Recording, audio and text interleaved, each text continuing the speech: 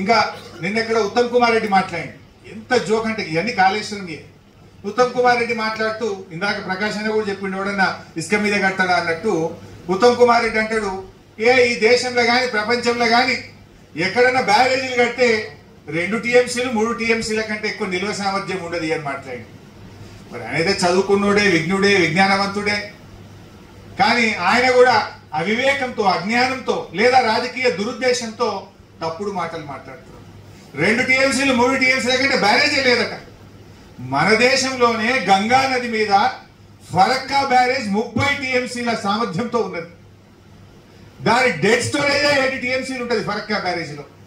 వీళ్ళంటారు మేడిగడ్డ అన్నారం సుందిల్లా 7 TMCలు 6 TMCలు కెపాసిటీని ఎట్లా కడతారు? 2-3 కంటే ఎక్కువ ఉండదు అందరు. ఇవాళ చూస్తే ఈ ఒక్కటి కాదు, అస్సాంలో సంకోష్ బ్యారేజ్ 15 TMCల సామర్థ్యం.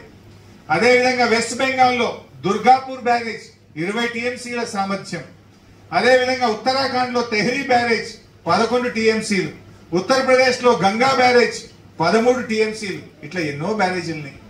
కానీ రాజకీయాల కోసం ఈయన మాట్లాడుతుంటాడు ఉత్తమ్ కుమార్ రెడ్డి 2 TMCల కంటే ఎక్కువ బ్యారేజీ లేదట ప్రపంచంలో. ఇప్పటికైనా సోయి తెచ్చుకో, ఆ అజ్ఞానంతో మాట్లాడి విలువ తీసుకోవద్దని చెప్పి కూడా నేను ఆయనకి హితో పలుకుతా ఉన్నాను.